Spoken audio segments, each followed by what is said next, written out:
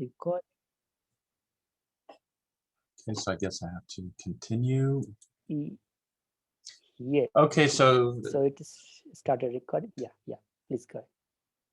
Okay, so thank you very much, Mukesh and Bruce, for organizing the seminar and for giving me the opportunity to present my recent work to you. So today I'd like to share some of the excitement that the particle physics community has been experiencing in the past few weeks surrounding the magnetic moment of the Muon. As you probably know and heard directly actually from Graziano Venenzoni from the Fermilab experiment, on April 7, this experiment produced the first new measurement of the magnetic moment of the muon in 20 years, and they brilliantly confirmed Brookhaven National Lab's earlier measurement of 2006.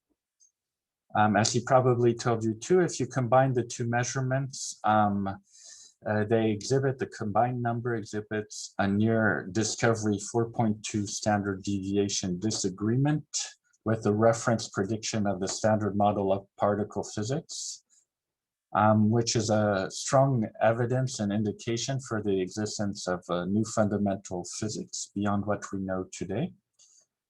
On the same day, April 7th, courtesy of the journal Nature, my collaborators and I published a new calculation of the contribution to the muon g-2, which dominates the uncertainty in the standard model prediction of this quantity.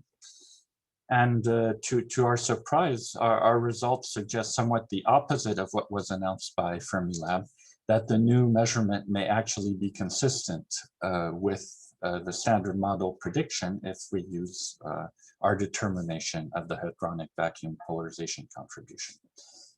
So I'm going to tell you about this story today, emphasizing the physics and what we actually did. The calculation that I'm going to describe required the work of several very motivated scientists over roughly 5 years, and also required hundreds of millions of core hours on some of Europe's largest supercomputers. It was performed within the BMW collaboration, so the Budapest Marseille Wuppertal collaboration that was formed around 2005, 2006. And the participants to this particular work are listed here. And I'm very grateful to all of their work on this project. Without all of this dedicated work, of course, this project would not have been possible. So the work that I'm going to describe today is the one published in Nature, and I will call it BMWC 2020. When I discuss progress in the lattice calculation of the hadronic vacuum polarization contribution to the muon g-2, it will be mostly with respect to our earlier calculation of 2017, which is sort of typical of the state of the art before this new calculation. And then there's a third paper which I will refer to quite often. It is denoted White Paper 2020, and it's a review of the standard model calculation as of June 2020, so before both of these results were published. So since you're not all particle physicists, and I was told not to assume this, let me remind you quickly what the standard model is. Well, the standard model mathematically is a relativistic quantum field theory, and it describes all known particles and 3 of the 4 fundamental interactions. Its particle content is displayed in the following figure. The first column here contains the constituents of ordinary matter. So you have up and down quarks, which constitute protons and neutrons, which themselves constitute the nuclei of atoms. Then you have the electrons, which orbit atoms, And then you have the neutrino, electronic neutrino, which appears in beta decays. And so one of the surprises of the standard model is that there are two copies of this, what we call first family or generation, so two copies of the matter particle. These couple very much in the same way to all of the different fundamental interactions, except that they're more massive and they become more massive as you go to the right on this figure. So of particular interest here, so let me say a few more words of this. So you have the quarks shown here in purple, which undergo the strong interaction, but they also have charge, so they undergo electromagnetic interactions. And all particles in the standard model are subject to the weak interactions, except for the gluon. And then we have the leptons, which are indicated here in green, which the charged leptons undergo electromagnetic interactions mediated by the photon. And then, as I said, all particles, including the neutrinos, undergo weak interactions. So in this picture, the muon plays the role of the electron in the second family. So there's also a heavier charged lepton, the tau, but we're going to be interested in the muon. It plays the same role, so it interacts very much in the same way with all of the gauge bosons. The only difference is that it has a much stronger coupling to the Higgs boson, which means that its mass is about 207 times the mass of the electron. So it's a heavy electron. And because it has mass, it can decay into lighter particles, and it only lives for about 2 microseconds. And the dominant decay path is the muon weakly decays into electron and to neutrinos. And this decay here is actually used for the measurement of the muon g-2. So as you probably know, the standard model is an incredibly successful theory. Since the mid-70s, it has been tested against experiment in many experiments, thousands of times, and has essentially never failed. If you have particle physicist friends, you've probably seen on their desk a copy of this book shown here, the Review of Particle Physics. It's over 2,000 pages of measurements and particle properties. And we believe that essentially all of these can be explained or are explainable by the standard model. So why would one be interested in going beyond this model that is so successful? The problem is the standard model leaves many important questions unanswered. And answers to these questions will probably require fundamental new physics. So some of the questions that the standard model leave unanswered are, as I showed you, there are 3 families of matter particles. Why more than one? Why only 3? We've also known for about 20 years that neutrinos have mass. The standard model does not tell us how they acquire mass. There are also 26 parameters that have to be adjusted by comparison to experiment in the standard model and that are needed to describe elementary particles.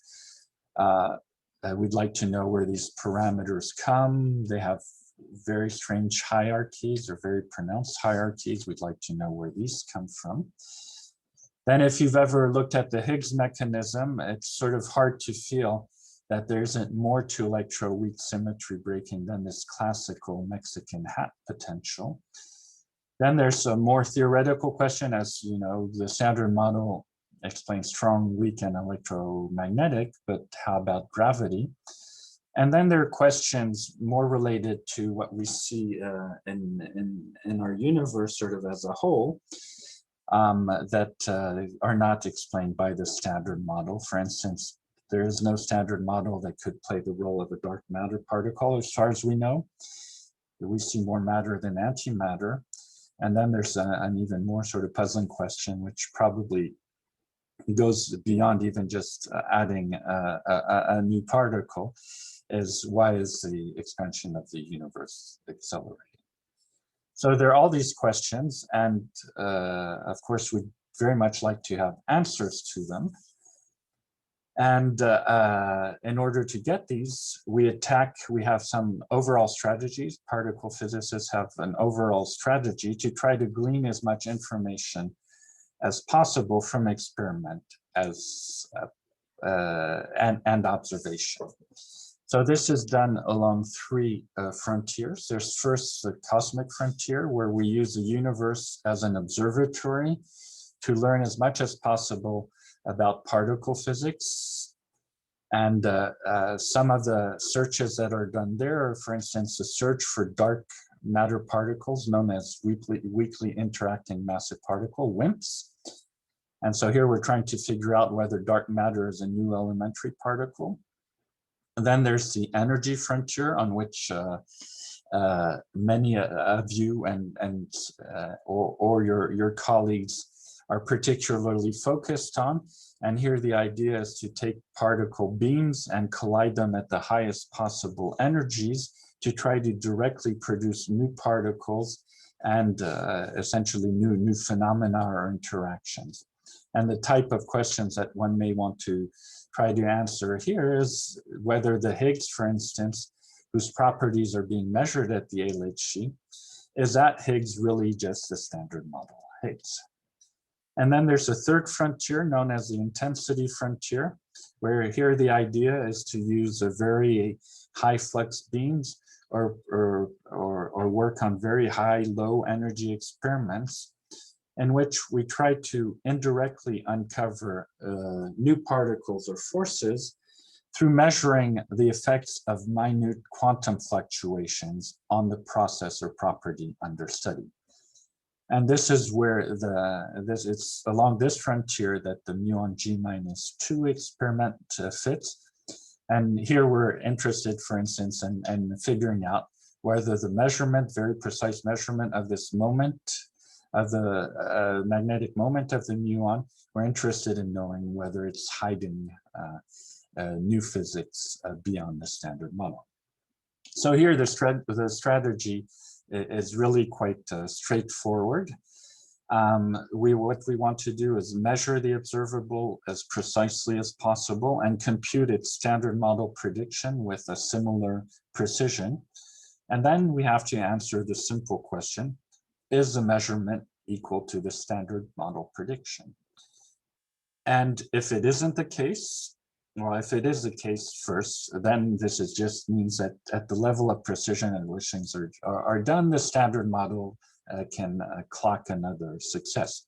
However, if they disagree and both the measurement and the prediction are correct, then it indicates that there must be something which we don't understand. And this thing which we don't understand has to be new physics beyond the standard model, because in the standard model prediction, we've included all the effects that we know of. Okay, so now let me tell you a bit more about magnetic moments, and in particular leptonic magnetic moments, and why these quantities are particularly interesting. So a massive particle with electric charge and spin behaves like a tiny magnet in a magnetic field, as shown here, and it's characterized by a magnetic moment. And as early as 1928, the Dirac equation made a prediction for this magnetic moment. It predicted that the magnetic moment of a lepton, say the electron or the muon, is proportional to its spin 1/2 times some factor, which is known as the Bohr magneton, E over 2mL, the charge over twice the mass of the lepton, times a factor known as the Landé factor. And the Dirac equation predicted that this Landé factor for leptons is exactly equal to 2. And this actually came as quite a surprise to Dirac, and he called it his unexpected bonus, because this value of 2 had already been more or less inferred from the study of spectrum of atoms. And in fact, 6 years after the prediction, Kinsler and Houston confirmed that G of the electron, the Landé factor of the electron, was equal to 2, up to possibly 0.1% corrections. And they found this in measuring the Zeeman effect in Muon. Then it took another 13 years before Nafi, Nels, and Rabi observed a deviation of G of the electron from 2 in the hyperfine structure of hydrogen and deuterium. And then this deviation was measured precisely the same year by Kush and Foley. And they found that the deviation was just below what had the error of the Kinsler and Houston experiment. And what's quite amazing is that essentially simultaneously, Schwinger immediately understood where this deviation came from. And he showed it by actually computing this effect. And this is the effect of quantum particle fluctuations in the vacuum. Okay, so the Dirac equation just describes the interaction, say, of the lepton with the electromagnetic field, shown as a photon here. What Schwinger did is realize that if you combine a relativity and quantum mechanics, you had to allow for fluctuations of the vacuum in which you could create virtual particles. And so what he computed was the effect of the exchange of a photon between the incoming and the outgoing lepton as it interacted with the magnetic field. And he figured out the way how to do these calculations. So at the time, these calculations, they lead to infinities if you do them naively. And it took people a long time to figure out how they work. But Schwinger, Tomonaga, and Feynman figured out how to do these calculations, and they made this stunning prediction for this deviation. And this marked the birth of quantum electrodynamics and more generally of relativistic quantum field theory. Okay, so the story did not stop here, and just tell you a few words of why we are so excited about the magnetic moment of the muon. So we're actually not interested in the Landé factor G of mu, but the relative deviation with respect to the Dirac tree level value. This is interesting in part for the following reason. The first thing to note is that once you've renormalized your theory, this is a definite prediction of any renormalizable theory like the standard model, so it can be predicted precisely without any fine-tuning. And then it can also be, these magnetic moments can also be measured very precisely. So they provide excellent tests of the standard model and beyond the standard model theories.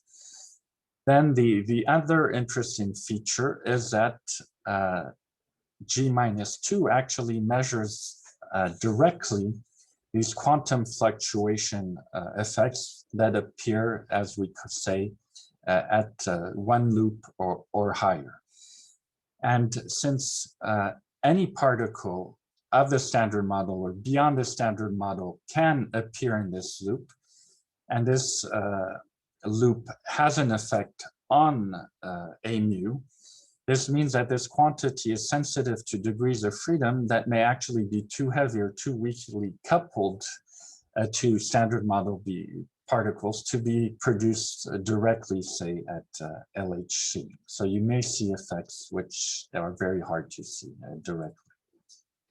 Then also, if you look at the structure of the operator that appears in an effective Lagrangian at energies much below the lepton mass, this is the operator which is induced by a diagram like this.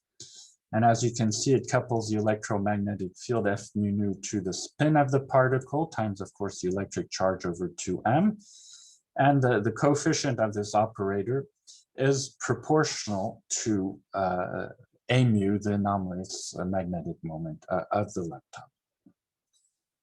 And if you look at the structure of this operator, you see that it has a number of interesting features. The first is that it's CP conserving, it conserves charge and parity. It's also flavor conserving, so what goes, the lepton flavor that goes in has to be the one that comes out, so no flavor changing. But also very importantly, it takes left-handed leptons into right-handed leptons and the contrary. So it's chirality flipping. And that makes it complementary to many other ways of searching, indirect ways of searching for new physics beyond the standard model, such as EDMs, rare decays of strange or B quarks, and LHC direct searches, etc. So very early, as early as 1956, theorists noted that because of this chirality flipping property, the anomalous magnetic moment of the lepton and the contributions to this anomalous magnetic moment of the leptons from heavy particles with masses much larger than that of the lepton have to typically go like mass of the lepton squared over this heavy particle mass squared. And so it was noted at the time that because the muon is 207 times more massive than the electron, this means that a mu is about 40,000 times more sensitive to heavy degrees of freedom exchanged between the initial and final lepton than is AE. So this makes a mu a particularly sensitive probe to possibly unknown heavy degrees of freedom. And so despite the fact that the muon only lives for 2 microseconds, this fact, this ability and sensitivity to probing heavy degrees of freedom in the vacuum pushed physicists to start trying to measure a mu. And it started being measured as early as 1960. And the measurements progressed in parallel with the development of the standard model. Each new experiment probing the theory to a new level, and it sort of accompanied the whole development of the standard model. So I won't go through this history in detail, but to jump directly to the early 2000s, at which point Brookhaven measured a mu to this remarkable precision of 0.54 parts per million. And at this level of precision, the electroweak contribution, so that of the W and Z bosons and the Higgs, is seen at the 3 standard deviation level. But the surprising thing too is that they also saw an excess over the standard model prediction, which was actually quite large since it's about twice the electroweak contribution. So since then, there's been a persistent tension between the measurement and the standard model of over about 3.5 standard deviations. And this led physicists to undertake 2 directions of research. So this number, 3.5 sigma, is sort of too large to ignore, but too small to claim that we have really a new physics discovery. This is usually requires a 5 sigma deviation. And so 2 important directions of research were set forward. The first is a significant upgrade of the BNL experiment. So as you saw with Graziano's talk, this was moved to Fermilab and significantly improved with the goal to reduce the measurement error by as much as a factor of 4. And then the second direction of research was to perform important theoretical work to improve the standard model prediction to the same level as a future experiment. So this led to a number of outcomes. The first is the white paper from the Muon G-2 theory initiative, which was posted on the archive in June 2020. And this one contains a reference standard model prediction. And then there was a presentation and publication on April 7 of Fermilab's first results. These were really the beautiful tour de force measurement that confirmed Brookhaven's result with already an improved precision over Brookhaven. And it reduces the world average error of A mu to 0.35 parts per million and increases the tension with the reference standard model value to 4.2 sigma, so almost a discovery level.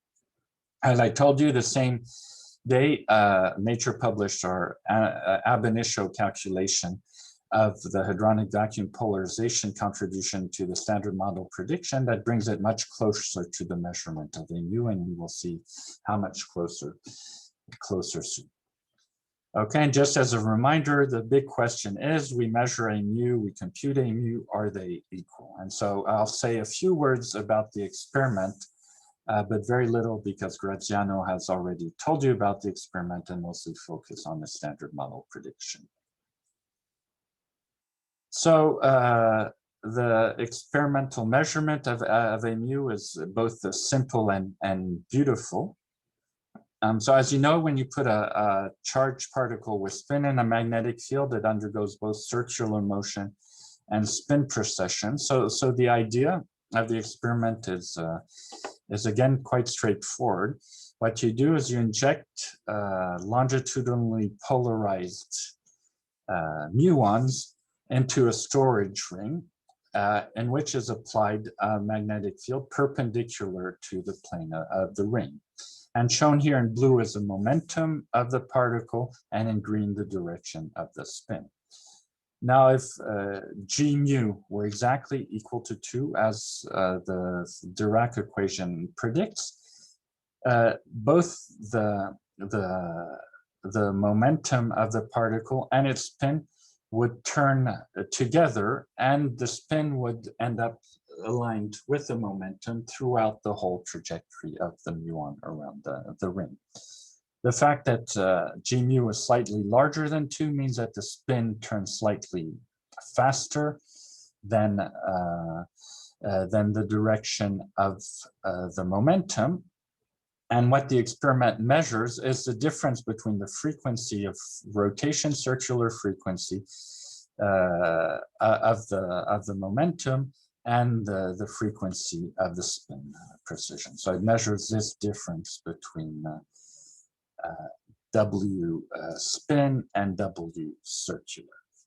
And so this is determined by two quantities. This is determined by the magnetic moment of the muon and also by the electric dipole moment of the muon, both proportional to the spin of the particle. And here is indicated. So G is equal to 2 up to this correction, A mu. So what we're measuring is the deviation of G from 2, the anomalous contribution to the spin precession of the muon. And this is given by these two terms, essentially a magnetic term proportional to A mu, and then an essentially electric term proportional to the parameter of the electric dipole moment. So then what does the experiment measure? It measures essentially the difference between the spin precession and the circular precession, which is just a norm of this vector. And if you look at the size of the electric dipole moment as it's measured, for instance, you find that it's extremely small. And so to good approximation, this term is absent. And so what it measures is essentially the norm of this first term. So you see that if you know the electric and the magnetic field and you measure this frequency, then you can get A mu.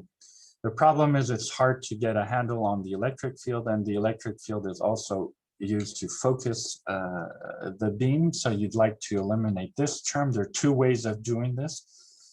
One way, which is very tricky and that's been used ever since the first CERN experiment and was used by Brookhaven and Fermilab, is to actually tune the boost of the muon in such a way that the second term is essentially 0. This coefficient is essentially 0, so that you're left just with the difference in frequencies times the magnetic field times known quantities and the proportionality factor is just the quantity you want to measure. There's a second experiment, J-part, which is planned to start taking data possibly from 2025 on, which is a very different concept. It's much lower energy. You don't boost the muon as fast, but you shield the muons completely from electric field, and in this way you also eliminate these terms. So the principle of the experiment, you measure this frequency to very high precision. You measure B also to the magnetic field to very high precision. You know these quantities from other experiments very well. You get a mu. So this is a more detailed description, but I will skip it because you've probably seen this in Graziano's talk. So here's the history of measurements of G-2, which was presented by Graziano at the CERN seminar on 8th of April and probably presented to you. You go back to the late 70s, shown in orange are the experimental measurements, and purple and blue are the standard model predictions or post-dictions. As you see, they sort of trailed each other.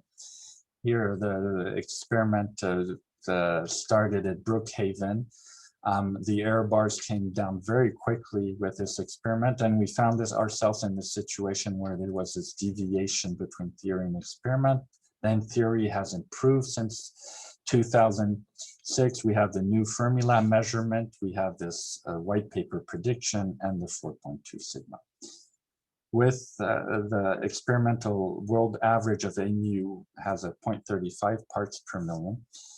This sensitivity is equivalent to having a bathroom scale that would be sensitive to the weight of a single eyelash. So it's a really extraordinary precision. And it's important to remember that this is based on only 6% of the expected data from Fermilab. And so the error here, the aim of Fermilab is to bring the error down on a mu to about 0.14 parts per million. So divide this result again by another significant factor. So now let's turn to the standard model prediction. So at the precision needed for experiment, all three interactions and all standard model particles have to be taken into account. So it's convenient to separate the standard model contributions into three different contributions: a pure QED contribution, which is just leptons and photons; hadronic contribution, which includes quarks and gluons; and then an electroweak or weak contribution, which includes doubly bosons and Higgs. So one can make order of magnitude estimates of these contributions. So there's the old Schwinger estimate for the QED contribution that starts at alpha over 2 pi. And this is 10 to the minus 3 effect. Okay, so this is a small 1 per mil effect. Then you can look at the hadronic contribution. As we'll see, it starts at order alpha squared. It goes like the mass of the rho meson squared inverse. And if you plug in numbers, you find that this is about 10,000 times smaller than the QED contribution. And then the electroweak contribution, because MW is much larger than any hadronic scale, and the interaction here is weak. One finds that the weak contributions, again, an order of magnitude estimate, only intervene at 10 to the minus 9 order. So let's look at these contributions in a bit more detail. So the QED contributions, these are loops with only photons and leptons, because the electromagnetic coupling alpha, and the expansion is actually much more an expansion in alpha over pi. Alpha is about 1%, so alpha over pi is 1/3 of a percent. And therefore one can describe these contributions as a power series in alpha and use perturbation theory. This has been done all the way up to order alpha to the 5th. These contributions have been computed. Some of these coefficients are known analytically. Some of them are mass independent and are therefore the same for all leptons. And Some of them depend on 1 or 2 ratios of lepton masses. Now, a number of these coefficients are known analytically. At order alpha cubed, you already have 72 diagrams, which you have to compute. Then things start exploding as you go to 4th and 5th order, where you have 913,000 diagrams. At that point, even a good set of graduate students and postdocs is not enough. You have to do automated generations of diagrams.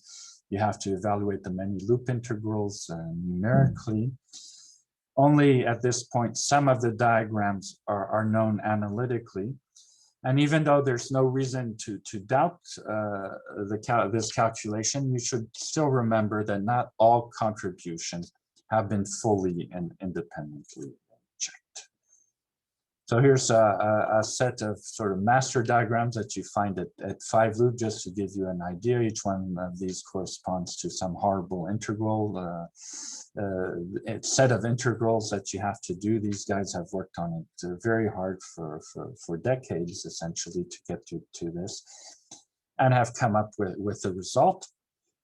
So then you can use their expressions, and you need a very precise determination of alpha QED, so you can get it from cesium recoil experiment or from the anomalous magnetic moment of the electron. You can compute this. This is by far the largest contribution to NU, and it's determined with a huge relative precision of 0.9 parts per billion, so about 1 part per billion, which is way better than the 0.14 or so parts per billion per million, at which the g-2 of the muon will be measured by the end of the Fermilab expression. So we had this equation, experiment equals standard model. Now we have computed reliably the dominant contribution, the QED contribution, so we can take part of the theory out, subtract it out from experiment, and then we're left with only a very small contribution now of 700, 10 to the minus 10. Okay, which is much smaller, of course, in this contribution. And then the question becomes, is this equal to the electroweak and hadronic, or weak and hadronic contribution? So the electroweak contribution is a contribution of W and Z bosons, a Higgs, and etc. The neutrinos also enter in here. And again, here, this is a weak interaction, so one can proceed in perturbation theory just by computing quantum fluctuations order by order. So it's been computed to 1 and 2 loops with the following results here. And adding these together, one finds a 15, 10 to the minus 10 with an error of 0.1, 10 to the minus 10, which again is much smaller than the experimental error, which instead of being 0.1 is more like 4.1 at present. So this contribution is now controlled. So then the question becomes, now that we subtracted these 2 known contributions, we're left with about 720, 10 to the minus 10. And then the question is whether this is equal to the hadronic contribution. So I gave you an order magnitude estimate. It's about 10 to the minus 7. This is pretty close. This is 7. It's 0.7 or it's 10 to the minus 7. So it's not far. It's already in 69 estimates of this contribution, more sort of elaborate estimates had been done. And as you see, we've known for a long time that this is the right ballpark. The challenge, of course, is to control the error here. And this is challenging because the theory of the strong interaction between quarks and gluons, that is QCD, is hugely nonlinear at the energies relevant for this process. And this means that the perturbative methods of expanding in a set of diagrams that you compute one by one that are used for electromagnetic and weak interaction do not work here to compute these contributions. So we need non-perturbative approaches. And before turning to these, again, it's convenient to separate this hadronic contribution into 3 sub-contributions, which I show here on the following page.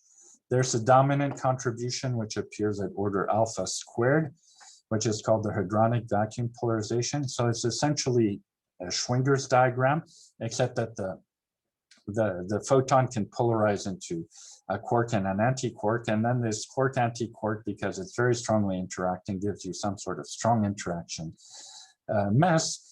It hadronizes and gives you the contribution of hadrons. And then you include also a single photon. Then you have higher order vacuum polarization where you repeat the bubble. This appears at alpha cube.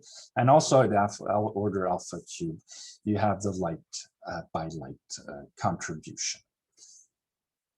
And so again here, to compute here, you have an infinite number of diagrams in these bubbles, and you can't compute them just using perturbation theory.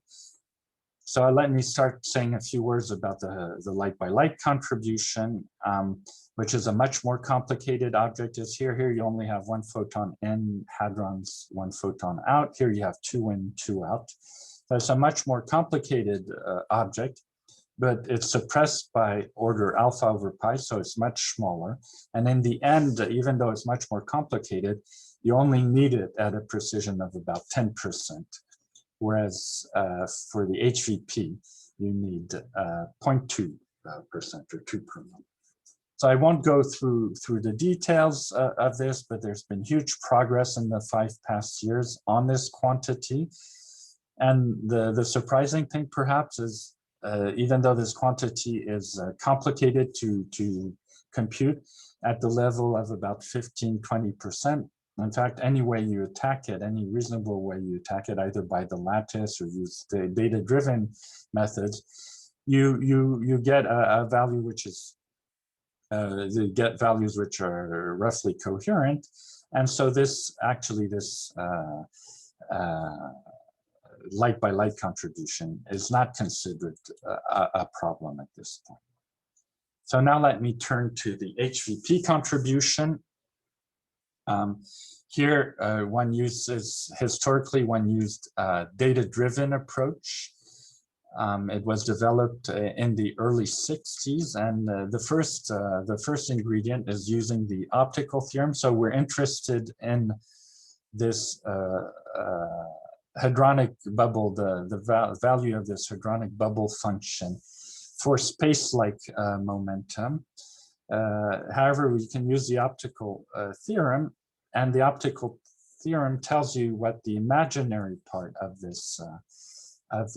bubble you're interested in is for time-like momenta, and that's just related to the cross-section of E plus E minus 2 hadrons.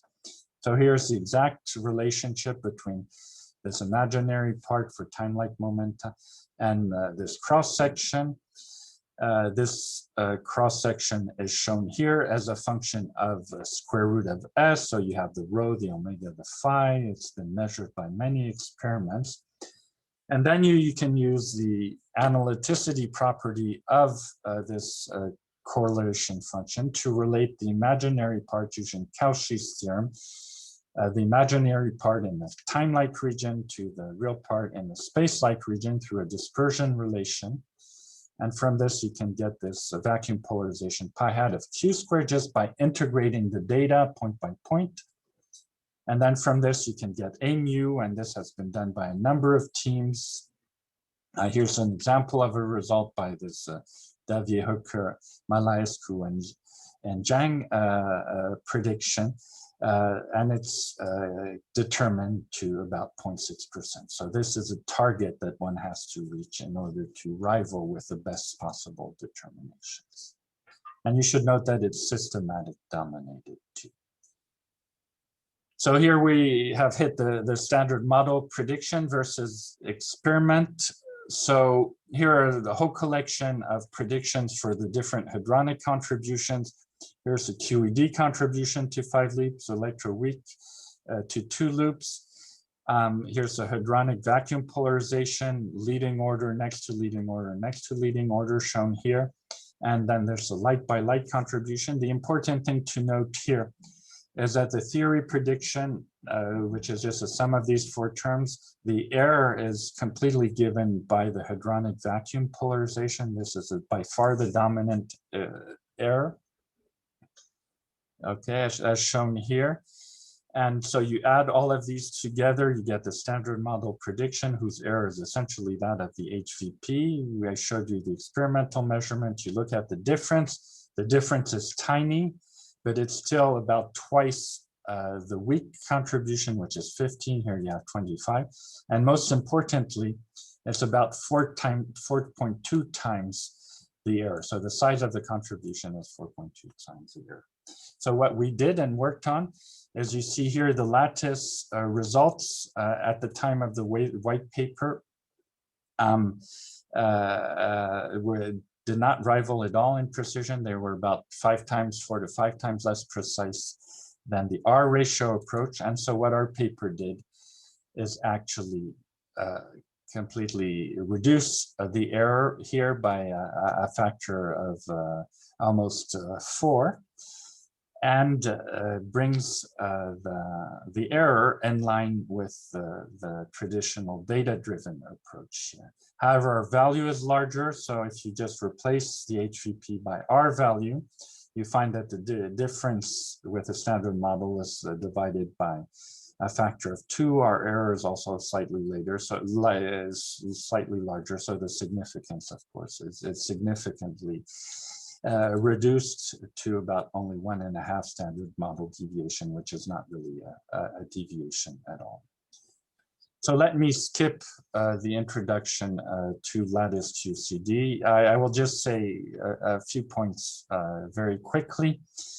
What we do is to compute an observable, we have to integrate, we compute the path integral, which is an integral over all of the possible field configuration. So imagine an electric field, define at every space-time point. Here we have gluon dynamics fields that we have to integrate over. This is a hugely complicated integral. However, if you work in Euclidean space-time, you find that the measure of this integral is positive, and therefore you can evaluate it numerically using stochastic methods. And so the important point is that this evaluation on a space-time lattice of the path integral is really just a computation in QCD. All QCD calculations have to at some point simplify in order to regularize the theory. And then after renormalization, you take the spacing between the points to 0 so that you recover a continuous space-time, and you really have QCD results. So this can be said rather easily. It's, however, a huge conceptual and numerical challenge. So you have to perform an integral in a space which is a bit of dimension about a billion.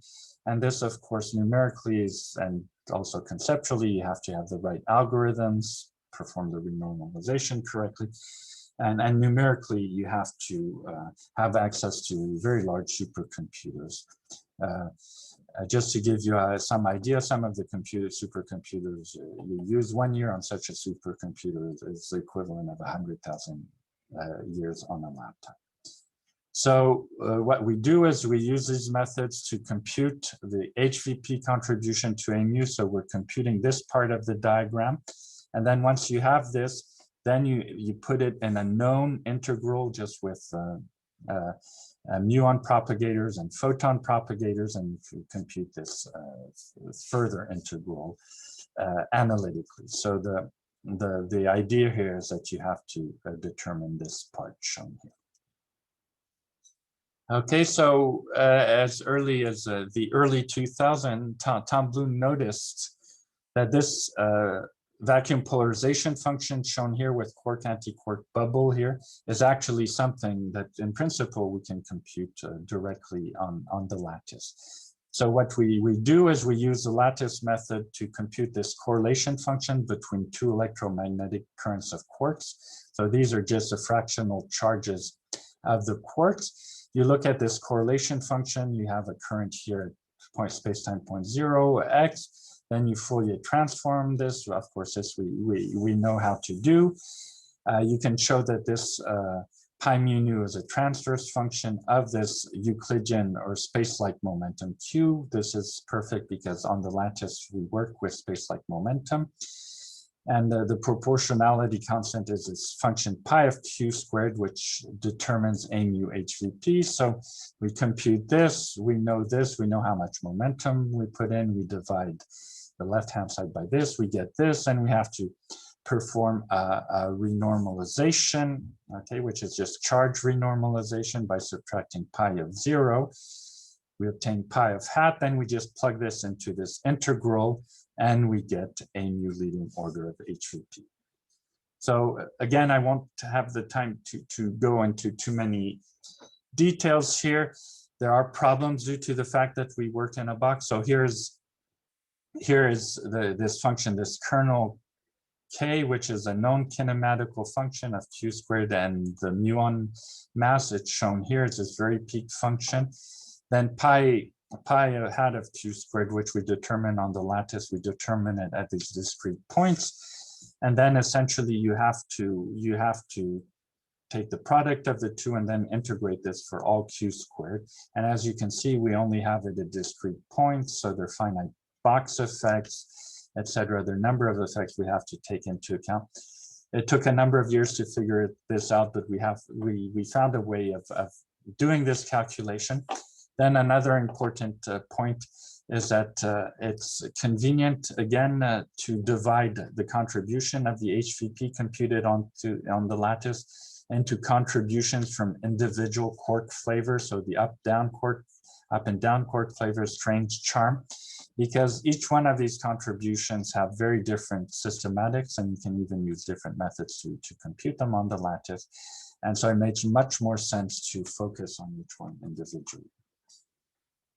So calculations like this had been done. They started in the early 2000s, where these were just sort of guess calculations, and at sort of late 2010s, calculations started to become more precise, and we started reaching 2.5%, which was still large compared to the 0.6% of the R ratio calculations.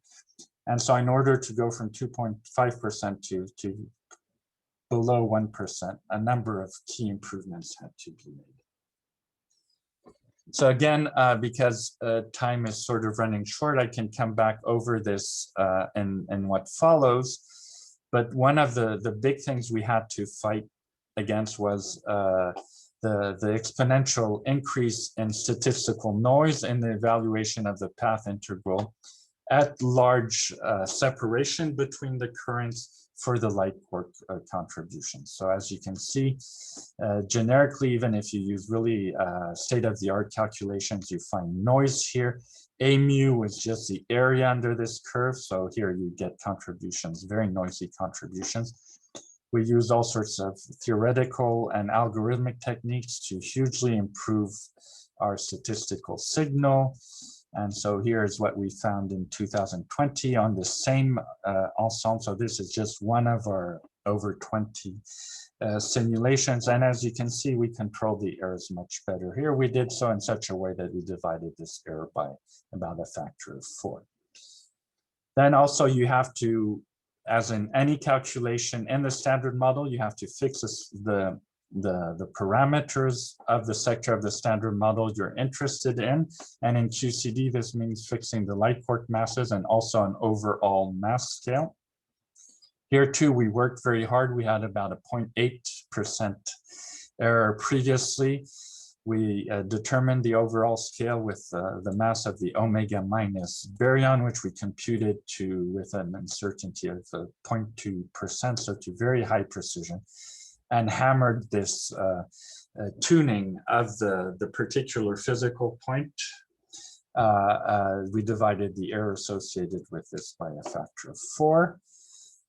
Then another error or source of systematic error, which was actually the dominant error in all previous calculations, was due to the fact that actually even in our relatively large volumes lattices, early pen and paper estimates estimated the effect of working in a box instead of working in something which is more or less infinite volume, so a box much larger than the hadronic process in question, that even in our large boxes, the finite volume distortions would still be on the order of 2%.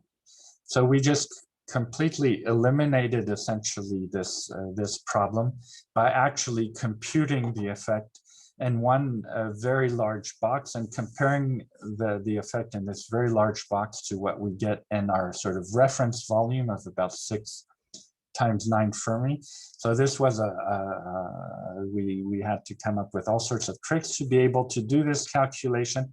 We computed this finite volume effect essentially in a box which is 11 Fermi on each side. And the residual finite volume effects you can estimate very accurately in model. It's only about 0.1% of the total AMU HVP. And so we knocked this error down again by a factor of almost 5 here, from 1.9 to 0.4%. Then another thing that we had to control, so I told you we performed the calculations on discrete space-time. So our world is not discrete. It's, as far as we can tell anyway, at the scales of interest, it's continuous. So what you do is you repeat the calculation on finer and finer lattices, and then you use this information to perform an extrapolation to the continuum limit. Okay, and this extrapolation is a hard extrapolation to control. And we controlled it by performing the calculations with 6 lattice values. So here's the light contribution, the light quark contribution to the HVP contribution to AMU. We computed it for 6 values of the lattice spacing up to pretty fine values of the lattice spacing, very fine actually values of the lattice spacing. We also worked very hard on reducing the error on this last point, which determines the continuum limit, which is at a squared equals 0. So here is the value for smaller and smaller lattices. You go to the continuum limit. Then we worked theoretically very hard to understand the reason for these effects shown here and found a way to correct them analytically. And then we use these corrected results to perform a controlled extrapolation of the light quark contribution to the continuum limit for HVP. And here we reduce the error only by a factor of 2, and this remains our dominant error. And then finally, I'm sorry, I see I'm going a bit over time. I will be converging rapidly. We also had an error associated with QED effects and with the fact that the mass of the up and the down quarks are not quite equal. Indeed, if you're aiming for sub% accuracy, you have to include QED or electromagnetic corrections to strong interaction corrections to reach this level of accuracy. And similarly, if you look at the difference in masses of the down and up quark and you normalize it by a typical scale in your calculation, you find that both these effects, QED effects, and these mass difference effects on the order of about 1%, and therefore they have to be taken into account. So we actually took them into account. We actually took all of these contributions into account, and this means not only on the hadronic vacuum polarizations, but as I told you, we have to tune the parameters of the lattice, so the quark masses, the overall scale, and there too you have to take into account all electromagnetic and MU minus MD effects. So we did this, and here's a summary of our errors. We also have a thorough and robust determination of statistical and systematic errors that entered into all of these errors shown here, and also statistical errors. And if you're interested, and I haven't given you enough detail, there are 95 pages in our paper of supplementary information detailing all these methods. So here are our results. So what is shown here is the hadronic vacuum polarization. So you have one current here, another current insertion here. Here you have the quark loop. And what our simulation does is compute all of the strong interactions between these quark loops.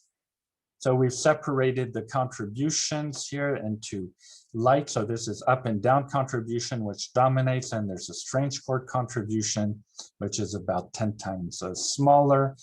Then you have the charm contribution, which is perhaps a bit more than 3 times smaller than the strange. Then you have a quark disconnected contribution here. So here you have to imagine the gluons and quark loops everywhere between these two loops. And then we also computed all these QED. So these are valence QED effects. They're also CQED effects. So this is the correlation function of the current, and then you have quarks popping out of the C and interacting electromagnetically, and then you have mixed contributions. So each one of these diagrams here had to be coded, had to be simulated. You had to do a full statistical and systematic error analysis. So this explains why this is so much work. So for each one of these diagrams, all of this work was done. Then we computed these finite size effects and residual isospin, finite size effects also on these isospin breaking contributions. And here's our final results of 707.5, 10 to the minus 10 with a 0.8% error. So where does this put us? So here's the result of our new calculation for A mu HVP. This is a 707.5. Here are all the previous, or a set of recent previous lattice calculations. So as you can see, they essentially consistent with our result, except that our total uncertainty has been divided by a factor of between 3 and 4. These are the data-driven results, so the R ratio results. Here's a summary R ratio value. We have comparable errors. The only problem is that we don't fully agree. We deviate by about 2.1, or about 2.1 sigma larger than the R ratio average. So let's put all of this together on what one could call the Fermilab plot. So what is shown as this plot is the total A mu, so not only the HVP contribution, but all of A mu and some weird units to make things numbers fit on the plot. There's a Brookhaven measurement. There's a Fermilab measurement. You can average these two measurements. So they're mostly statistics dominated. The average, of course, has a smaller error. Here's a white paper reference prediction for the standard model. As you can see, it doesn't agree with the experimental average. And if you just compute the number of combined standard deviations, you find 4.2 sigma. Here, what we've done is replaced only in this white paper standard model prediction, the leading order hadronic vacuum polarization determination by the one that we obtained on the lattice. And if you do this, we find that the standard model values significantly higher, and that the disagreement with the experiment nearly disappears. And in fact, we even have overlap with the new Fermilab measurement. Okay, so what next? So the situation is not clear for the moment. This has to be certainly clarified. So what's going to happen next? Of course, this is only the beginning of the story.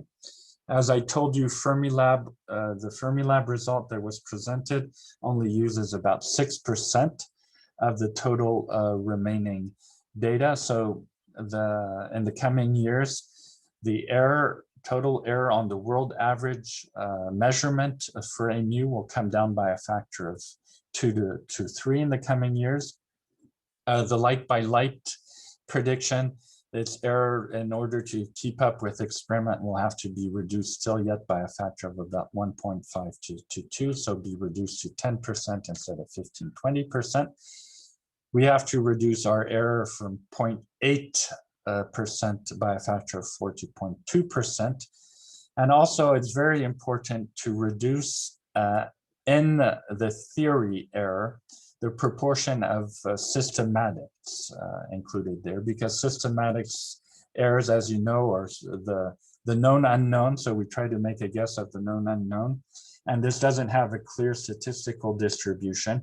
And if you want to give some sort of significance between, in a difference between the standard model measurement and, the standard model prediction and the experimental measurement, and give some sort of statistical significance to this, it's better not to have too many systematic errors. And so after all of this reduction in errors, if we go back to this figure, you imagine dividing this error by 2, we reducing our error to the white paper probably evolving 2 central values measuring along. I think it's still completely open as to whether experiment will agree with the standard model, and whether new physics is present or will be present at the end of the day. Of course, our calculation is the first lattice calculation with this level of precision. It's a very complicated calculation. It should be checked by other groups, and other groups are working on this. Now, if our result is confirmed, then we have to understand why we don't agree with the data-driven approach, and work is already going on in that direction too. And if we can fix the disagreement, then we're in a sort of golden situation, because we have 2 independent calculations. Hopefully by that time they will be statistics dominated, and then you can combine them to probably help us get this factor of 4 needed on the HVP contribution. Then it's also very important to pursue E plus, E minus to hadron measurements, because these enter directly in the R ratio calculation, and work is being done along these directions too. There's also a new experiment being considered at CERN, Mu-E scattering experiment, which can provide a completely independent determination of this vacuum polarization pi hat of Q squared, and has very good complementarity with the lattice QCD approach. And then it's also very important to build the J-Park G-2 experiment, because the methods used are going to be completely different there, and it'll be, since all of the experiments since the late 70s have been using this magic moment trick and are based on the same principle, it'd be very nice to have an independent experiment based on some very different principle that has very different systematics.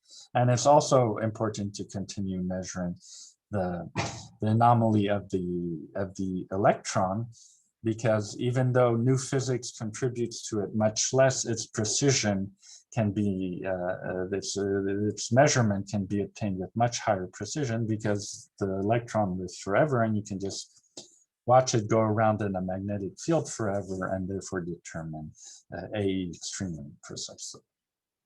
So I think the final take-home message is there's a lot of activity. Things are quite excited. We don't really know yet whether there is new physics in the Fermilab experiment or not. But within 3, 4, 5 years, all of this should be resolved, and hopefully we will have new physics by then. Thank you very much, and sorry for going over time. Yeah, very nice, and I would say very intense talk. Thanks a lot, Professor Laurent. So maybe we can have, because already it's late, if people have, colleagues have any discussion or anything to discuss, any question, you can unmute yourself and ask your question.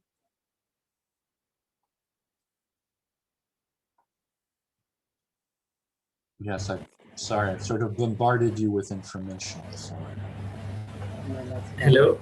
Yes. Yes. Hello. Yeah. Hi. Thanks for the very nice and interesting talk. Actually, I have a very naive question that when you talk about this muon's magnetic moment, and it is much sensitive compared to electron's magnetic moment because of the fact that it has higher mass, that makes it 43,000 times higher sensitive to the new physics. But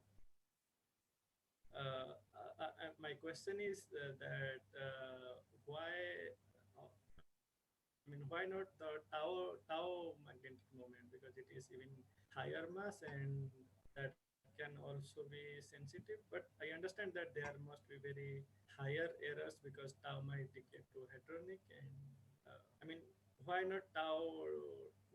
Yeah, so this is a very good question, and even one that people are working on, and where you need good ideas. So as far as I remember, the tau is about 20 times more massive than even the muon. The problem is that its lifetime is 10 to the minus 15 seconds.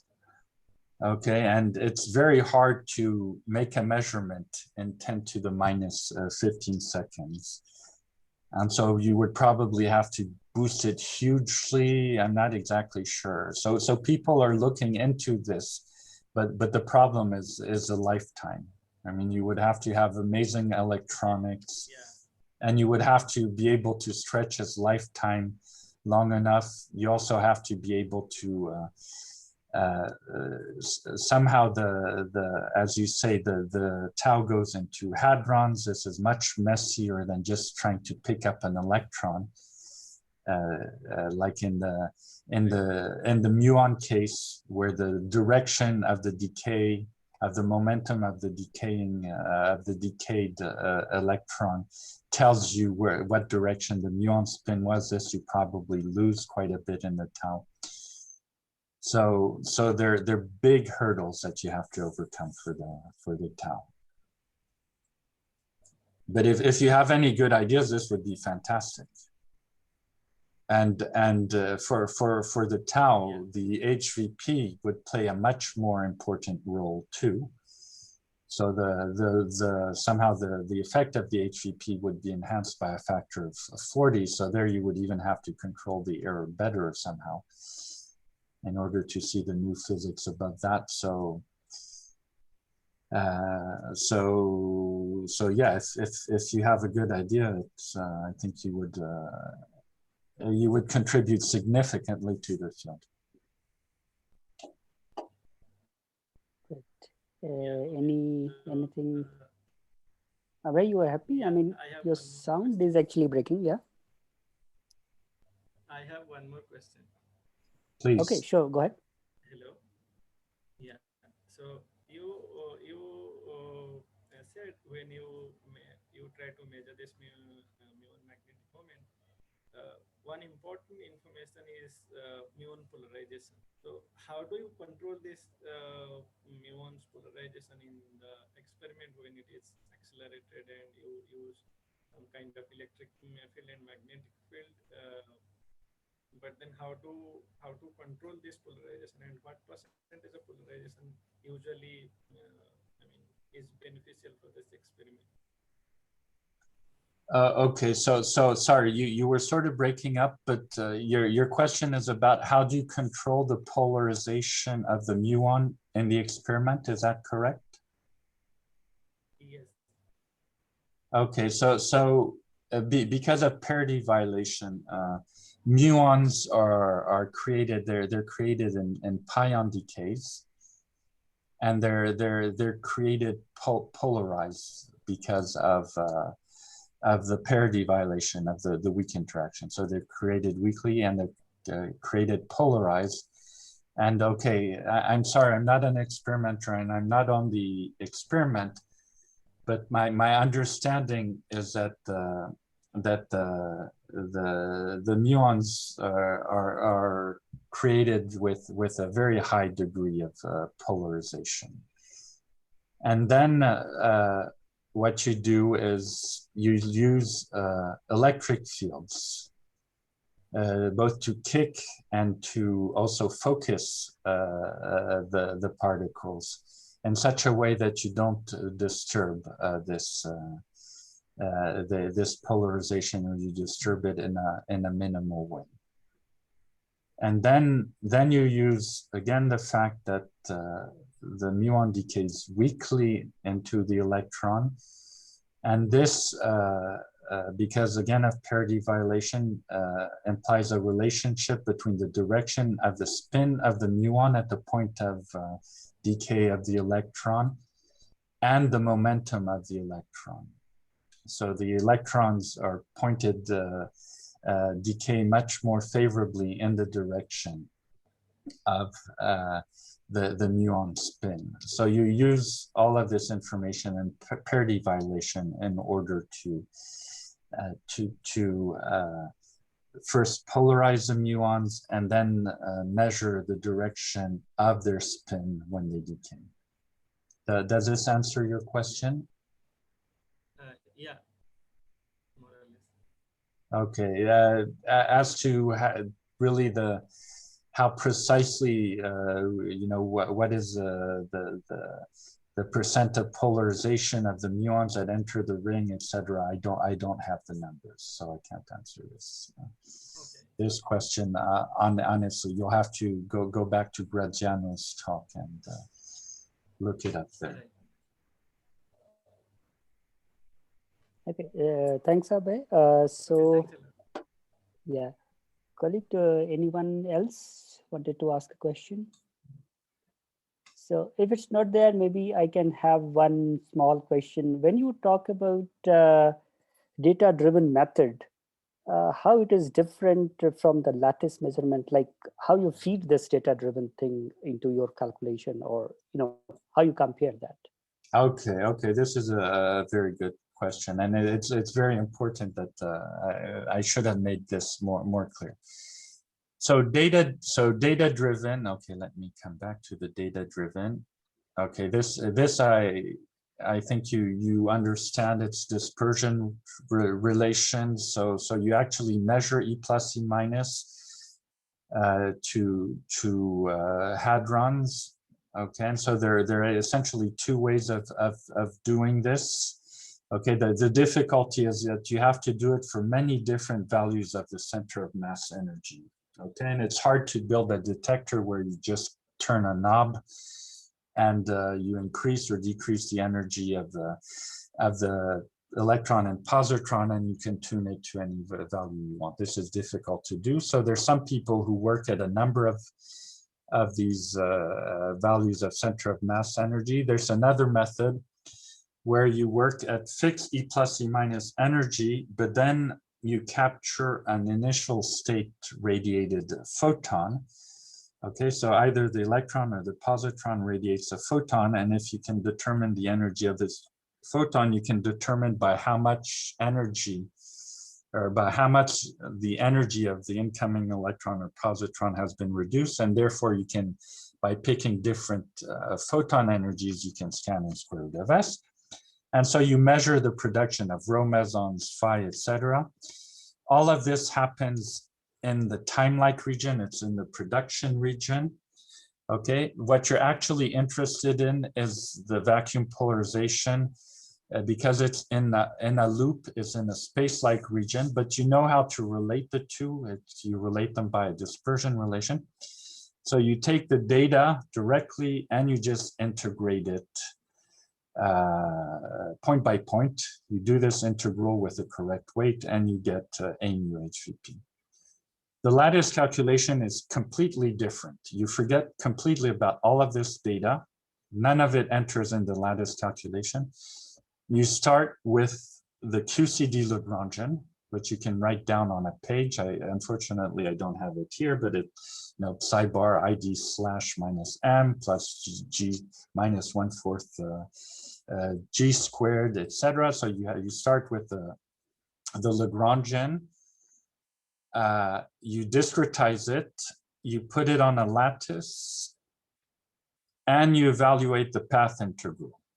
Okay, the only experimental information that enters in this are things like, so you have to tune the quark masses because the quark masses are not given by QCD. Okay, so for instance, we tune the up and down quark mass with the pion, the mass of the pion. So we compute the mass of the pion on the lattice and we tune the mass parameters in our simulation till we reproduce this. And for the strange, we use the kaon. Okay, and we fix each of these masses by some sort of tuning. And so the only thing is we have 4 masses up-down strange charm. So we need 4 measurements to tune these masses.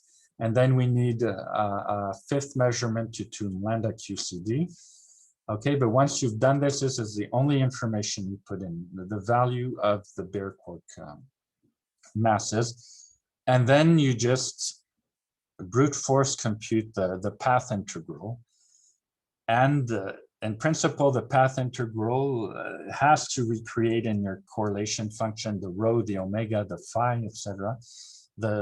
Essentially, the computer recreates all of these states in principle if you've done the path integral correctly and if QCD is kind of done correctly. So the methods could not be more different. One relies the data-driven method on E plus E minus experiments.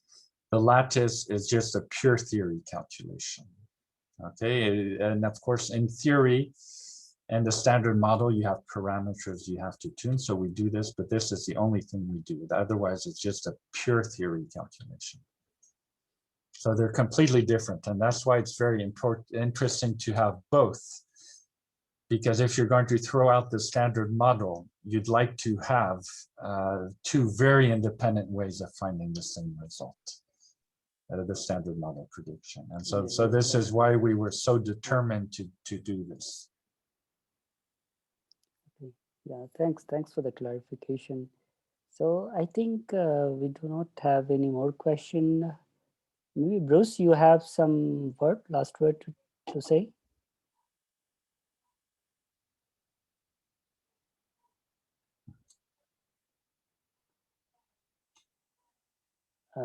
Okay, so I think colleagues, let's thank again Professor Laurent. You know, it's a very nice talk, and you know, it's really, as I said in before, that it's very intensive and for theoretical calculation and the theorists who are present here. So let's thanks once again. Maybe we can just clap and Okay, you know, thank you very much. Thank you very much for having me. Of course, I would have loved to visit you directly in South Africa. Yeah, but, that's very nice. Yeah, probably next year. Future date. Yeah, sure.